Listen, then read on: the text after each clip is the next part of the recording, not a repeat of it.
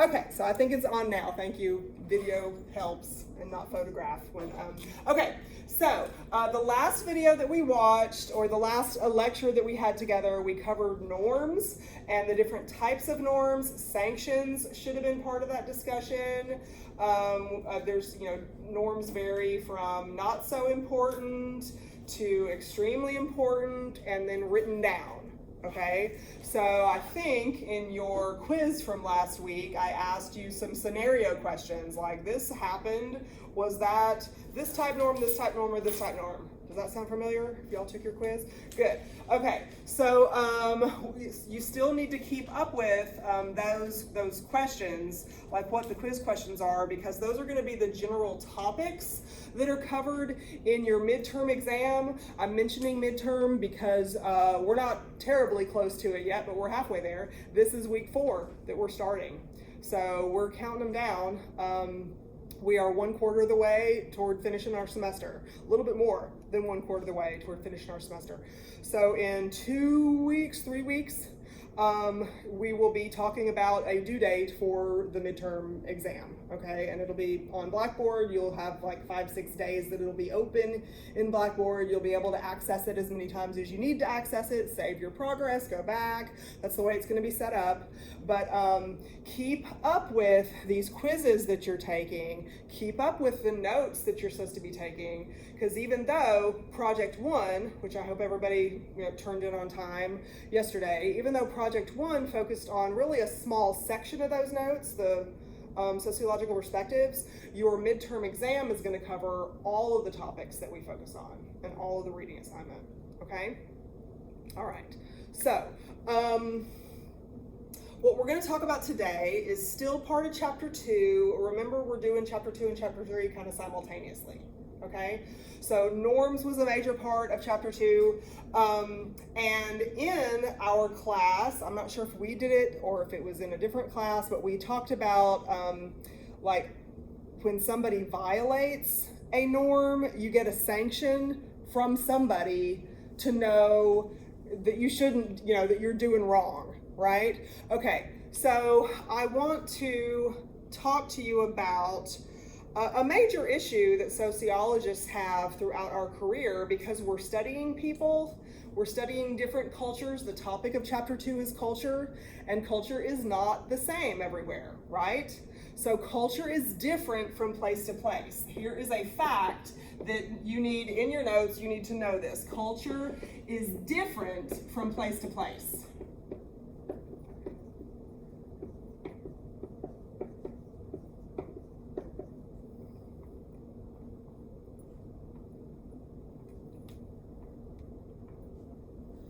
Now, in the United States, one of our cultural characteristics, is that we are really diverse. We have a really diverse population. We have lots of different ethnic groups. We have lots of different age groups. We have lots of different religions. We could keep on going. There's a variety of ways of doing things and a variety of people in the United States. So that shouldn't surprise you, right? I mean, you've known that. We get diversity training in school and all this kind of stuff. But still, it's important for a sociologist to remember that culture is different not only from place to place around the world, but because of the diversity that we have in the United States, from place to place in the USA, in our own country, where we might have the mistake, we might mistakenly think that people are more similar to us than different to us. But since sociologists study people, we have to be very careful with remembering that culture is different from place to place. Culture is different, or the way people perceive culture is different based on your social group's background, based on your subculture, okay? So subcultures within the USA, for instance, have different ways of doing things. Or I'll say different ideas about, I'll say, what is normal, for instance, what's expected, what's acceptable and appropriate. So essentially, culture in general, norms in general, are specific to a group. So age groups, for instance, people in their 60s have a different worldview, different idea about how behavior should be compared to people in their 30s, compared to people who are 15. That shouldn't be a news flash, right? However, in sociology, we have to constantly remind ourselves, hey, there's a lot of diversity out there, not just from Honduras to Vietnam to Morocco to South Africa to any other nation that you can mention. Yes, there's diversity when you're comparing those to each other, but even within our own neighborhoods, there can be very, very different ways, different social outlooks, ideas about how things should be done. So there's a lot of diversity. Another fact that's extremely important to remember about culture is that culture changes over time.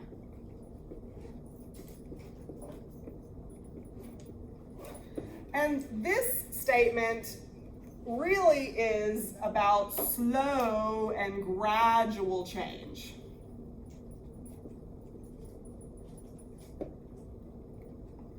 Culture changes over time.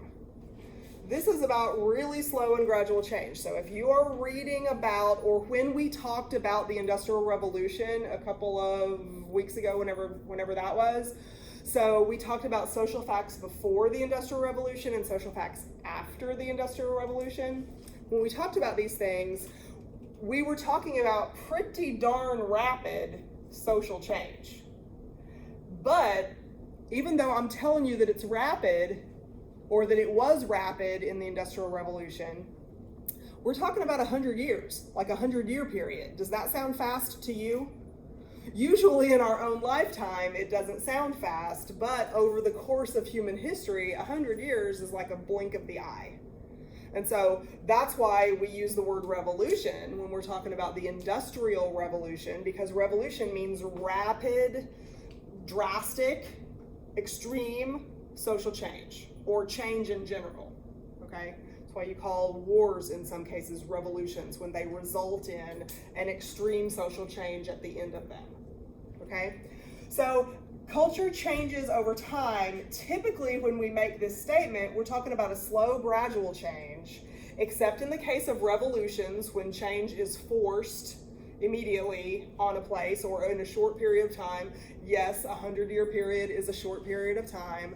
But definitely in a situation like what you and I are dealing with right now with 2020 and this COVID classroom that we're in, right? 6 feet away from each other minimum, and I'm very glad that we're at least 8 feet away. I'm like 20 feet away from the closest one of you, and y'all are at least 8 feet away from each other, and we've got masks available if we have to be closer and all this kind of stuff.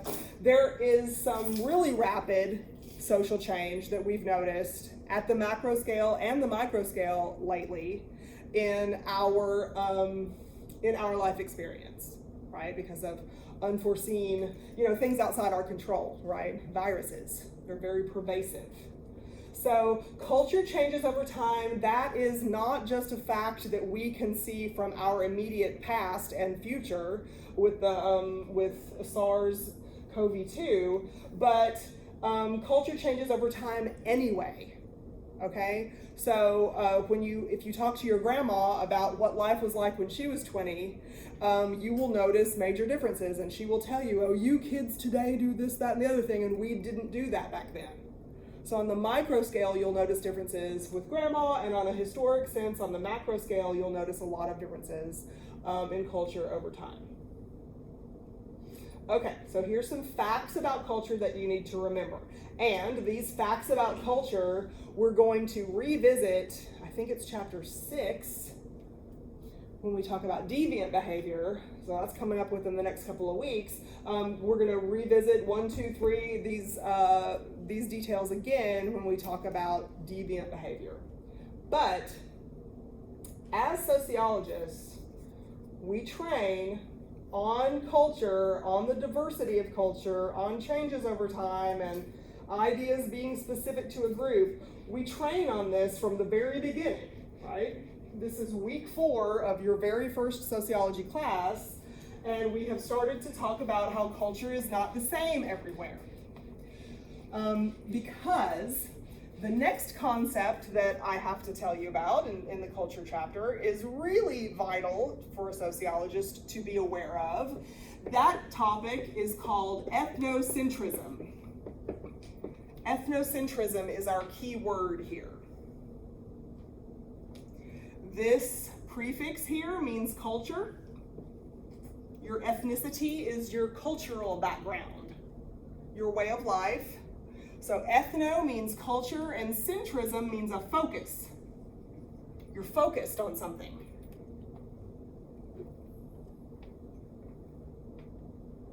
You heard the word egocentrism before? You haven't heard the word egocentrism? You haven't taken psychology maybe? Ego is the self. If somebody's egocentric, they're like stuck up or they're self-centered, is what it means. Do what? So that's me.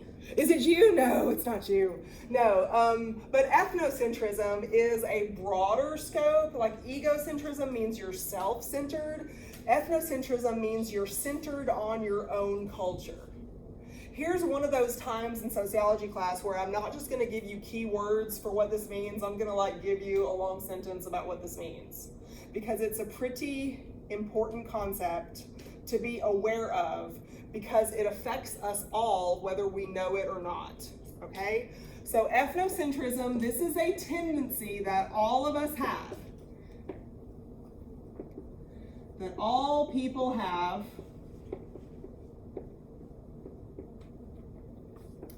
to judge others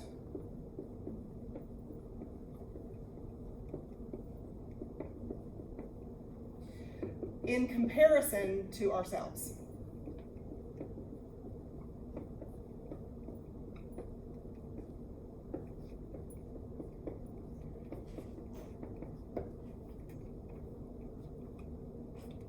We learn to be ethnocentric at some point in our lives. We learn this. It's part of our upbringing. It's part of our socialization process. We somehow develop this tendency to, I use the word judge, it's at least compare other way of life, compare other people's behavior to our own behavior. We tend to use ourself as the standard. So if you exercise ethnocentrism, you look at yourself or your immediate social group, you think of yourself as right. You think of yourself as correct. You think of yourself as any other adjective that you can plug in there.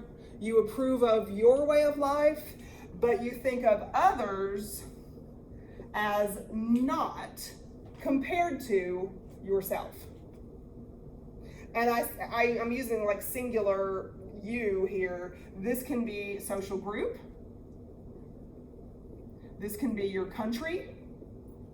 This can be your religious group. Religions thrive on ethnocentrism, depend on ethnocentrism. They have to. There are positive sides of ethnocentrism, but in sociology, we have to guard against the negative side of ethnocentrism. So ethnocentrism, let me talk about the religious connection really quick, since I just said religions rely on ethnocentrism. So I'm a very religious person. My religion has taught me over the years that my belief system, our belief system, all those who practice the same religion as I, that we are correct. We have the correct message. And if there's another religion that doesn't have that same message, maybe they're close to us, but not quite the same. Well, they're partially correct, but not entirely enlightened, or they're very, very different and not at all saved, or however you want to classify it. Religions focus on ethnocentrism, their correctness as a group, in order to kind of lure you in and develop loyalty. So So I have a question. You have a question. Are you Baptist? No, I'm not Baptist. Did I sound like I was Baptist? You kind of did. Okay, That's because religions in general, I mean, you could have said, are you Presbyterian? Are you Methodist? Are you Hindu? You could have said any of these things because religion in general relies on patriotism. Here's another really good, I say it's really good. There are positive sides of ethnocentrism and negative sides of ethnocentrism, right? I think that faith, some people who do not believe in a faith will call a person silly because you're dumb or you're duped or you're whatever, you're silly to believe in a faith, but that comes from ethnocentrism too. Just like the person who has faith believes in that faith because of ethnocentrism. If you are really patriotic or you're really loyal to anything, your country, your political party, your football team, right? The Cowboys played last night. My father was so happy because that's his football team, okay? So if you have loyalty, ethnocentrism is at the core of that loyalty. I like this brand. I'm a Ford woman. There we go. There's some ethnocentrism, okay? So ethnocentrism has its good side, but in sociology class, it's not so much that we need to focus on the good. Don't I sound pessimistic? We're going to focus on the bad side because it's the bad side when ethnocentrism can cause trouble. For instance, wars that we mentioned a minute ago, because it can rapidly change culture if wars happen and one group takes over another group. What are some of the reasons that you remember in your history classes why wars have been fought in general? I'm going to be completely honest, I slept in. Did you sleep in history? Don't you let me catch you sleeping in sociology class because No, I'll have to start bringing my water gun and I don't want to shoot over my computer, right? That's recording. So anyway, yeah, so in history class, religion has been a major reason why people have fought wars. Governmental control has been a major reason why people have fought wars. Control of land or natural resources have been a reason for people have fought wars. But ethnocentrism is at the root of all of that. And even though I mentioned a little bit ago that you don't really have to use this word judge in the definition of ethnocentrism, I used that word intentionally because we all have a tendency, even the person who has been a practicing sociologist by profession for 60 years still has to fight with their tendency to judge others harshly based on a comparison of how we do things compared to them. So I'm mentioning this because some norms that we talked about last week in class are considered particularly important in a culture. For instance, what's the name of those norms? There's 3 types of norms. You can look in your notes. Tell me what's the name of the norms that's really, really important in a culture.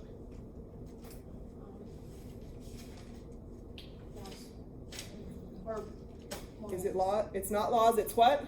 Mores. You pronounced it correctly? Yes, it's mores. So mores, good. And some laws, let me correct myself right there. You said laws first. The reason I say laws is not the correct answer here is because laws can focus on really simple, silly kind of things, all the way up to really important stuff like murder and stuff like that, right? So yes, laws can focus on important stuff, but mores always focus on things that are considered really important culturally. Values are placed on that. So one of the things in chapter 2 that you'll read about is the concept of values. What a group of people think of as correct, as justice, as beauty, as all those kinds of things would fall under values. And mores typically are questions of ethics, right or wrong, or morality, good and evil, in a society, right? In sociology, not all of us have, not all groups that you're going to study have the same concept of right or wrong, good and evil, these kinds of things. You have to be an extremely careful researcher, you have to be an extremely careful theorist in order to not allow your personal judgment to affect your attitude about data, your attitude about social groups. You have to try to overcome this tendency that all of us have to compare others using ourselves as the measuring tool. Ourselves, our country, our social group. It's something that all of us do, and it's got a great positive side. It can bring about loyalty, it brings about faith, it brings about patriotism, that kinds of stuff. But it also can bring about war. It can bring about social injustice. It can bring about all kinds of oppression. So, question. Yes, question.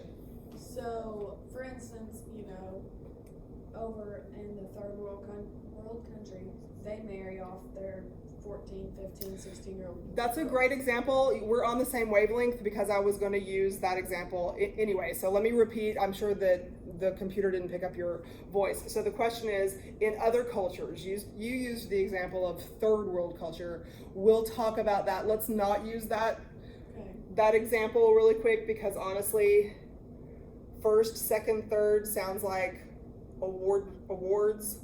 Kind of, I'm being a little bit simplified as to why we don't want to use that, but also that classification is a little ethnocentric, right? But so you used the example of, your words, third world countries where people marry off their 14-year-olds or something, right? 14, Okay, so a few ethnocentric things just in the question, okay? Which is fine, it's fine. I'll actually give you extra points for voicing your ethnocentrism because, and are all of us a little ethnocentric about this scenario so far? Other places where 14-year-olds commonly don't just get married, but listen to the way she worded it, get married off, right? Like somebody else made the decision for them.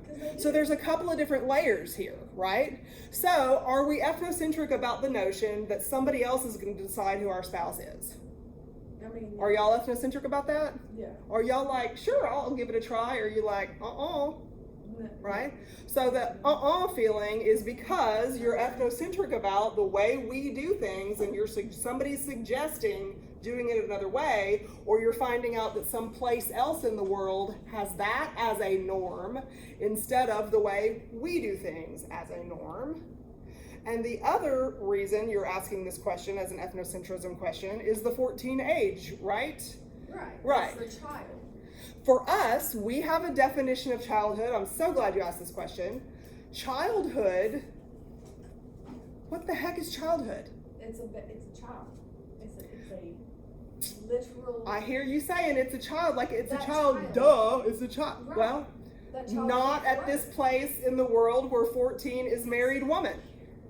14 is married woman some places, not child in other places. And most of the 14-year-olds in my family who I know, you ask them if they're on a micro scale, are they children? They can't take care of themselves. Yeah. In our society, we don't allow, so we had another student say a 14-year-old can't take care of themselves. In our society, our way of life, we do not allow 14-year-olds to take care of themselves. Therefore, in their upbringing, we have not trained them that 14 is the magic age to take care of themselves. But in other cultures, culture is different everywhere. If 14 is the age you are expected to keep a house and be a married person, then in your upbringing, in your socialization process, which we've also talked about in another video, you would have been trained, you would have learned, you would have had the expectation that this is what my age group, this is the macro scale requirement, the norm. This is the social fact of my social structure, the patterned way of thinking, feeling, and acting that exists on the macro scale, that I have to follow on the micro scale. And this is the way it's done. Grandpa and grandpa's brothers choose who I'm going to marry, and I happened to be 13 at the time, and this is how it's done. So we are having all kinds of ethnocentric cylinders going off. Me too. I agree with you. I don't like it. I like to define childhood the way we define childhood here. However, Am I being ethnocentric if I want to impose my ideas of what the length of childhood is? Or my ideas of what marriage age is, right? I mean, we do impose that. When I say we, you can look at the United Nations, that this could be a great reaction paper for people to do this particular week if you want to. Look at the UN's website and look up, or you don't have to go to their website first, just go to Google and search for the United Nations, what's it called? There's a word like list of human rights, basic human rights. Just search for United Nations basic human rights, see what comes up. There's like 45 of them, and things like child marriage is on there. It's so wrong.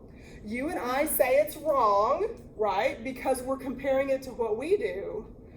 And so anyway, as the follow-up, as kind of like an exercise that you could do with this United Nations list of basic human rights, examine them, like back up, and if you agree with them, the ones that are on there, say to yourself, am I agreeing with them because it matches my way of life? Could I be a little bit less ethnocentric? Judgmental to Is that what that, I mean, that's why I used this word. I mean, you can't be purely a cultural relativist, but here's kind of like, here's another concept that when you're reading chapter 2 and you read about ethnocentrism, you'll read also about cultural relativism. Cultural relativism is kind of the opposite of ethnocentrism, or it's kind of, how should I put this? A remedy for the negative side of ethnocentrism, kind of. Cultural relativism is a perspective where instead of judging other cultures in comparison to you, you look at that culture's history, that culture's belief system, that culture's norms, that culture's mores and laws, if they exist. Not all cultures have written down rules, right? So cultural relativism accepts a culture's way of life based on their history, their belief system, their way of life, their habits and traditions and customs, all those things that the beginning part of the definition of culture has in it. It accepts a culture's way of life based on that culture's history. To be completely honest, the reason I feel this way turns into pedophilia, and that is just a strange. Okay, I don't know if this picked up your voice, so I'm going to mention again. You're thinking we're going even further with our ethnocentrism. We think it's so important that that children should not engage in sexual activity in our culture that we stepped it forward from mores into laws, and we have a category of crime called pedophilia. Children, right? Yeah, and so you and I put people in prison for this kind of thing. They should be dead, but yes, we put them in prison. We put them in prison, and it might be ethnocentric to say the death penalty should apply. Let me just give you that thought for just since you threw that out there. But it's a hard thing to talk about. it's a very hard thing to talk about, and I haven't even brought up an even harder thing to talk about because we'll spend too much time I mean, it's relative though. talking about it. But cultural relativism is like a theoretical practice where you have to, instead of judge based on your ideas of what should be, instead you look at a culture's long history and how things have been in that culture for a long history. You look at that culture's traditions, you look at that culture's belief systems, because for instance, some religions in the world have rules. Most religions in the world have rules about marriage. some kind of rule about marriage. But some religions have rules about polygamy. Not just What is that? polygamy is having multiple spouses simultaneously. A wife can have multiple husbands simultaneously, or a husband can have multiple wives simultaneously. I would kill her. And so, for instance, in Islam, in the Quran, the holy book, you can find, and also the hadith of the Prophet, which is like the traditions that Muhammad described during his lifetime, and they were written down. There are customs, there are beliefs, there are rules specified about polygamy and when a man is allowed to have more than one wife simultaneously. And here's another thing that touches on our ideas of ethnocentrism, our ideas of mores. We think about, I heard you say I would kill my boyfriend because we have an idea of fidelity. But it's also in the Ten Commandments. That's our belief system, the Ten Commandments, or that's the common belief system in the United States. I will not say our, but it's mine. Right. It's yours, obviously. But in the United States, the assumption is, and our laws reflect, Christian belief and ideology. Whereas in other places, like Saudi Arabia, many cultures in Africa that have Islam as the dominant religion and not Christianity, polygamy is perfectly fine. It's perfectly acceptable. It is not even, it's just not a big, your ethnocentrism is firing right now. Your ethnocentrism is going off. And that's why we have to talk about this in sociology class, because we don't always get to study just our own little type of people. And quite often it's a bad idea for us to try to just stick with our own cultural group to study them, because sometimes we will lack an objective point of view if we focus only on our sole little cultural group. Even though in the United States, as we said, we have a hugely, widely diverse population. My comfort zone. If you're in your comfort zone, you might not be objective. You might not be able to zoom out enough and be objective enough. I am obviously being very judgmental at this moment in time. That's right. And That's why we're talking about ethnocentrism, because culture is not the same everywhere. And sometimes we are so sheltered, really, if we don't intentionally expand our point of view, we're kind of sheltered, right? And that's another reason why I want you to look at the list of basic human rights that you can find through the United Nations website, because some of the things that are listed as basic human rights, probably, I'm gonna guess, y'all are gonna be like, what? Why is that even on that list? Right? It's like, what the, right? Fill in the blank.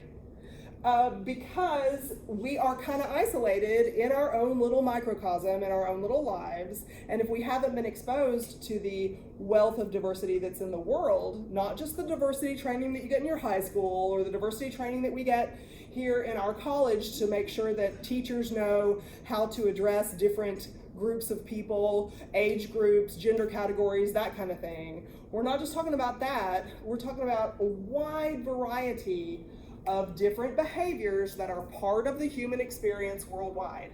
Remember when I drew that ugly picture of norms on the board, and I had the acceptable side of behavior over here and the clearly unacceptable side of behavior over here, and there was this gray area?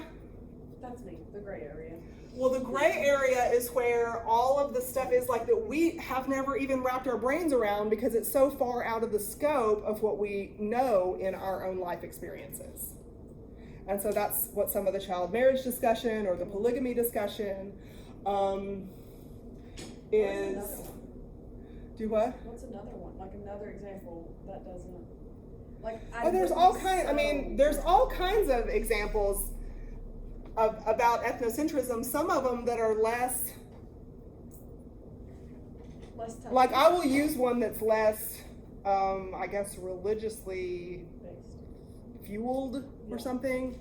Because in this class, did we talk about like eating insects in your diet?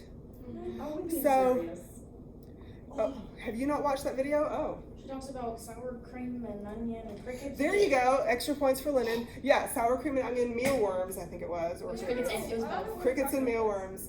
See, y'all are firing off with ethnocentrism. And so, see, this is a silly thing. Like, honestly, I mean, I can see people need to do that for whatever reason, but like, I'm physically not gonna do that. because in your socialization process, okay, so we had somebody say, I ain't doing that, right? I mean, so you're not doing it because you are judging that behavior based on what you have learned about what is right and correct and appropriate in your socialization process. That's why we say it's a tendency that everybody has.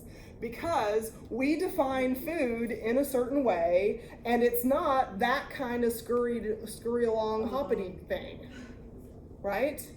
No, absolutely not. They aren't that bad. And she's trying to. It's not. I've the eaten fact them that a it's- lot. I don't see it wrong to eat them. I just see it as I'm not going it's a to. bug. I don't want to touch it. Right. In our cultural in our knowledge about bugs in our culture, it's something we buy spray cans for to kill. It's something that we stomp on. It's something that we fish with. You know, it's bait, but it's not tacos. It's not sandwiches. Or cookies, yes. So I must have told you about my chocolate chip, my cricket chocolate chip cookies. But anyway, so let's. I'm proud of you for expanding Real- your horizon. Have y'all not watched the videos? If you were absent from class, okay. So Courtney. I watched I some of love it it when when Hudson Hudson came home, so. I remember you talking about cookies, but I don't remember what you put in it. It was It was cricket flour, which you So can. it's just And then one of somebody those. looked up, another student in another class. Y'all are getting me way off track, but another student in another class looked up like how much the cricket flour is on Amazon right now, and it's like super expensive. It's Well, I like wonder $15 for like a quarter of a pound or something.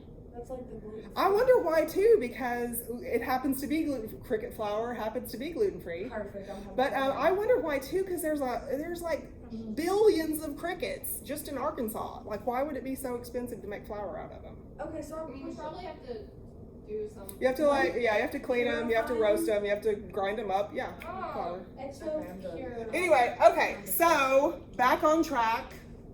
That's why we're talking about ethnocentrism, okay? Because things might come up in our research unexpectedly that we never thought that we would find out. Somebody, especially if we're doing qualitative research, like happens so often when we do ethnography, people might tell us things, pardon me, that's very shocking to us that we had no idea. They might share information with us in a very casual way that something to our ears is a very sensitive topic. It's a very sinful topic if it's in the religious realm. It's a very criminal topic if it's in the legal realm. It's a very different, put another adjective in there.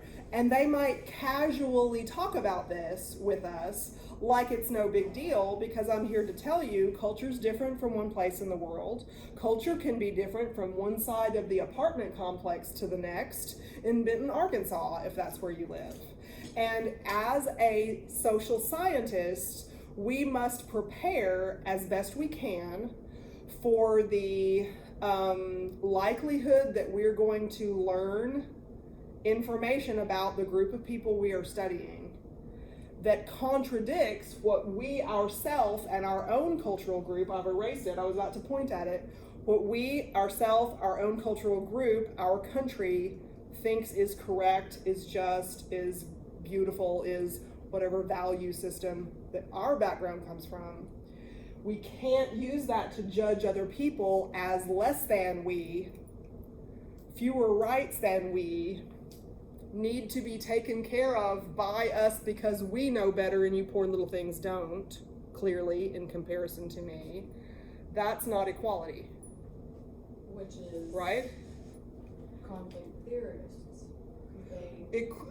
Equality, I'm glad that your mind immediately went to conflict theory because they do look at injustice and inequality, but with functionalism also, and with symbolic interactionism also, you can examine social inequality and social superiority and not in a functionalist point of view, in a symbolic interactionist point of view, in postmodernism, even though we didn't use that in our project one.